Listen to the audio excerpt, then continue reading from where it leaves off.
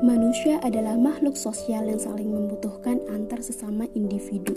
Oleh sebab itu, adanya bahasa sebagai alat komunikasi yang sangat ampuh bagi setiap manusia dalam berkomunikasi dengan orang lain dan sebagai unsur esensial dalam kehidupan manusia.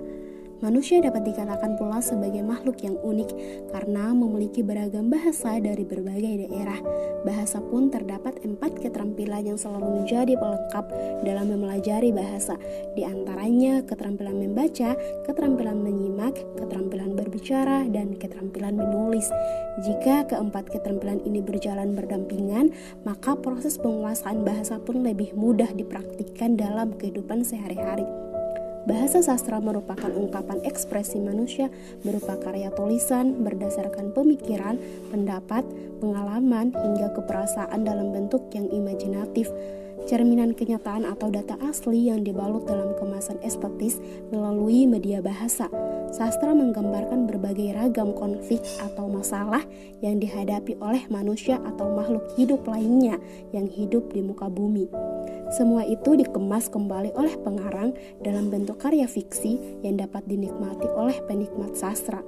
Sastra memiliki kedalaman makna yang mampu menyampaikan pesan moral dan nilai kebajikan dari seorang penulis kepada para penggemar karya sastra. Sastra yang baik mengajarkan banyak hal kepada penikmatnya, seperti empati, keberanian, kebaikan, dan berbagai pembelajaran lainnya mengenai kehidupan. Banyak hal yang dapat diambil dari suatu karya sastra yang dari hari ke hari terus bermunculan bersamaan dengan munculnya pengarang-pengarang baru yang juga ikut meramaikan ranah sastra di tanah air maupun dunia internasional. Hingga saat ini berbagai karya sastra terus hadir seiring dengan perputaran kehidupan manusia yang semakin berkembang dan terus mengalami perubahan dari hari ke hari bersama dengan perubahan tahap demi tahap kehidupan manusia. Kehidupan di dunia ini setiap menit dan detiknya seiring dengan perputaran kehidupan manusia terus mengalami berbagai pergantian dalam beragam kisahnya. Karya sastra yang telah dibaca atau didengar oleh penikmat karya sastra agar pembelajaran yang terdapat di dalamnya tidak menjadi sia-sia. Pembelajaran tersebut dapat diambil oleh si penikmat karya sastra untuk diterapkan dalam kehidupannya. Selain itu, pesan yang terdapat dalam karya sastra dapat dijadikan pengingat atau nasihat agar penikmat karya sastra dapat menjadi kehidupan yang lebih baik atau sebagai acuan untuk mengatasi permasalahan kehidupan ketika masalah yang dihadapi serupa dengan masalah yang dialami tokoh yang digambarkan dalam karya sastra. Sastra mengungkapkan begitu banyak hal mengenai kehidupan ini. Tidak hanya sebatas yang dapat kita lihat atau kita dengar, sastra bahkan dapat menggambarkan berbagai hal yang terjadi di berbagai tempat. Sastra juga menggambarkan berbagai hal yang kadang menggelikan, membuat penikmatnya menjadi tersenyum atau tertawa sendiri.